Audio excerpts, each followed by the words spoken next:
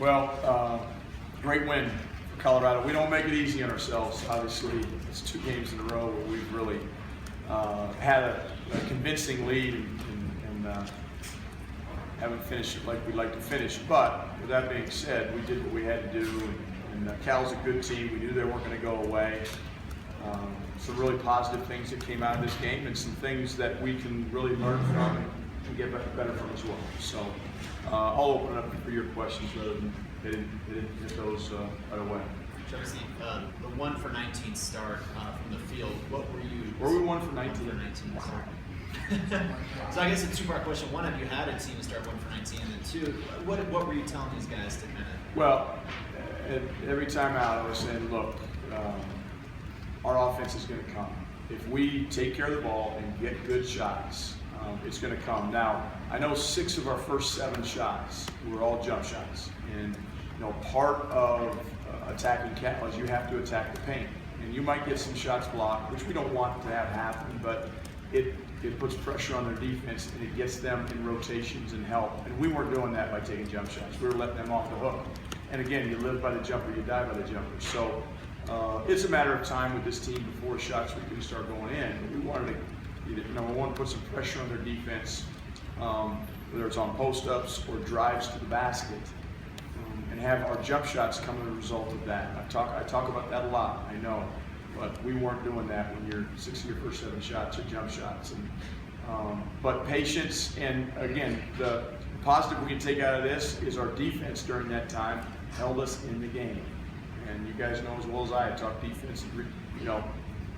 We had a 14-point lead at halftime. We held them to 30, under 40% field goal percentage, and we were out rebounded by 7. Now in the second half, we got 10 offensive rebounds. We missed 3 more front ends of the 1-on-1 for the second game in a row at home in the second half. You let them get back in the game. And we have to do a better job of rebounding the basketball. Coach's line doesn't exactly jump off the page at you, but you talk about winning plays. It felt like Xavier Talton made some winning plays. I thought Xavier's defense down the stretch on Jordan Matthews was key. He did a great job of really making him work to catch it, making him take tough, contested shots. And that steal, that deflection, I don't know if he got the steal, but he got the deflection and we got the steal. I think, you can make an argument that was one of the play of the game. I mean, I think it was a 5-point game, and they had the ball, they score there, and it gets a little dicey. So, I thought XT's defense was terrific. He got a couple of cheap fouls in the first half, but again, that's a senior that stays with it, doesn't let it get under his skin. Josh Scott, senior, struggles in the first half offensively, really frustrated. He's not getting the calls he normally gets. Comes out in the second half and says, you know what, I'm going to put the ball in the basket, whether they foul me or not. And he does it, and he doesn't let those things kind of seep into his head. And so I thought both XT and Josh, as seniors, really played well for us in the second half. Coach, you mentioned missing some of those front ends of the 1-on-1, but however, the team was still very good in the last 2 minutes or so at the free throw line once again. What is it about these guys' mental toughness, whatever it is, that has made them so good in those situations? That's something as a coach you got absolutely zero control over. You can talk about it, which we don't. You can practice it, which we do. But it really comes down to the players stepping up and getting it in. And that's really what it comes down to. Rebounding the ball is on them, and based on their position.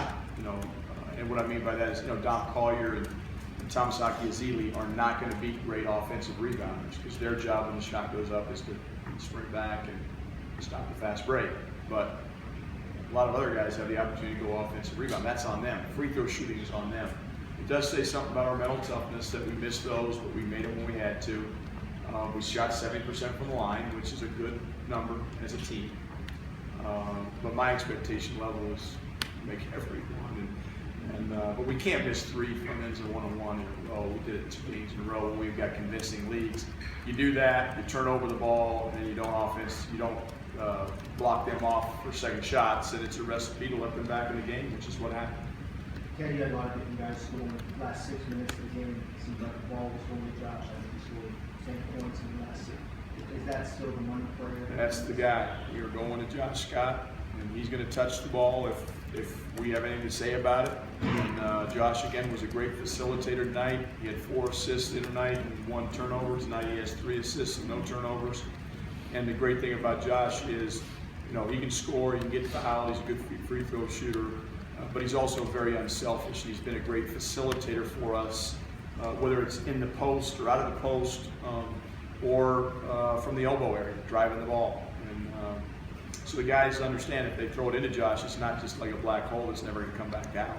And that makes our team, I think, hard to guard. And we do have different weapons. We got to make sure we play with confidence, and it might be a different guy every night. But I thought Dom Collier played really a great floor game tonight too. I think he's growing up before our eyes and playing great basketball for us. And again, he has 3 assists and no turnovers. Tory Miller had 9 rebounds. Tory Miller, he got some rebounds in that first half. I mean, they were man rebounds. They were manly rebounds. He went up and got them in traffic. And again, Tory brings great energy, great effort. And, he's terrific. Coach, I was going to ask you about Don, ask you about him at the last game, and again tonight, another great all-around line. I mean, just how much more comfortable, how much more confident is he starting to play with? He's understanding. He's playing with great confidence, and great composure, and great poise. I think he's figuring out now that he is a pretty damn good player. We've always known that and felt that, but until you go out and do it, and you do it in big-time games, big-time Pac-12 games, which he's done, it just fuels that confidence. And Dom's not the kind of kid that's going to get cocky. He's not the kind of kid that's going to let it go to his head. We'll make sure of that. He's coachable. He continues to learn and get better, and his ceiling is still pretty darn high. But he's coming into his own. Coach, you guys are tied for second, I believe, in the Pac-12 conference after tonight. Do you feel like you guys have done really good work so far this season? Well, we'd love to have that Utah game back. It's hard not to think, 6-3, we should be 7-2. Life doesn't work like that. I understand that. So 9 games under the belt, we're 6-3. Good time to pause, reflect, but not for very long, because we got 9 more games, 4 at home, 5 on the road, and we got to consider the task at hand, which is going to be a tall one, going to Eugene, playing the team that's in first place or is tied with us for first place based on what happens tonight in Tempe. Going back to Dom really quick, when you guys were making that run after you started 1 for 19, he had a couple of those plays where he really used his body and got out there. That kind of reminds you of the way he used to play back in high school. Yeah, I think Dom's, again, confidence is something you can't teach, you can't coach. You try to be positive, but yeah, he made a play in the first half over one of their bigs. I don't know if it was Ivan Rabb or one of the 7-footers, but he drove the lane and used his body, finished with his left. It was a big-time play, big-time finish, and so he's a good player, and again, yeah, confidence I think is the key. Hey, Ted, Zicker was saying that when on that stealing, he said it was crucial. He was saying that it's kind of like you guys said, to watch out for this play, so he's kind of cheating that way. Did you guys kind of know they were going to run that a little bit? Well, you knew they were going to go to Jaylen Brown. So, late in the game, we wanted to deny Jaylen Brown the ball as best we could. I thought there was a possession there where Fletch did a great job of making him work to catch it. He tried to catch it, and Fletch wouldn't let him. And then on that play you're talking about, Xavier guarding Jordan Matthews, he knew they were going to try to go to Jaylen Brown and kind of baited him into that pass, got a deflection, and it was a big-time defensive play. Again, I can argue the display of the game. Is this in balance? Looking at the stat sheet, all the different assists. I mean, you had 3 guys that had more rebounds than Josh Scott. Right.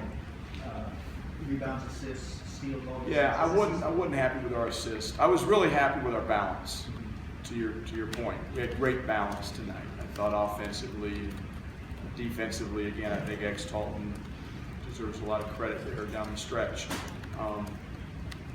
But the assist number, 8 assists is not something to be proud of or write home about.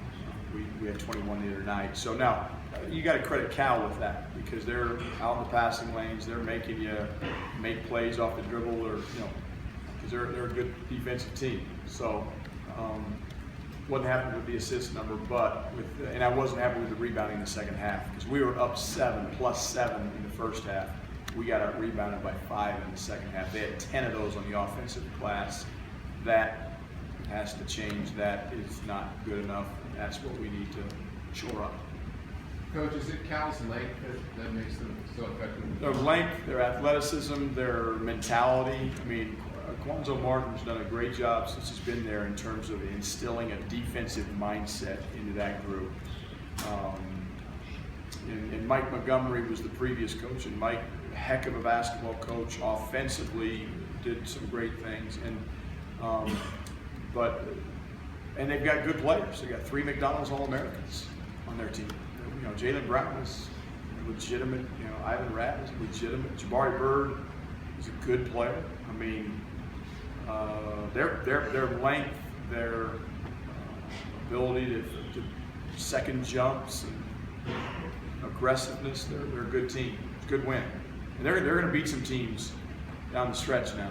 That team's going to beat some teams that you think, oh, based on their record, maybe they shouldn't beat them. They're still young, they're still learning, but they're very talented. Coach, in regards to Josh Scott and Wes's shot blocking, Yes. they had a ton tonight, but in general, one thing that struck me about them is almost always when they block a shot, you guys retain possession. They're not swatting in the first row. Yeah. They're getting a soft hand on and retaining possession. Is that something you've been able to develop with those guys No, over it's the years? a great point, a great question. It's something we talk about, but again, I think there's some players that have a feel for that and some that don't. And the thing that I think Josh and Wesley do for shot blockers really well is they don't get in foul trouble. Now Wesley picked up 2 in the first half, you know, and one of them was a cheap one from an offensive rebound. That he's got to be smarter picking his spots. But for the most part, they stay out of foul trouble because they're really smart about, number one, going straight up and being vertical and not trying to swat. And so it is something that we work on, something we talk about, but they go out and do it. They do a good job. Anything else, Coach? Thank you. Thanks, Coach.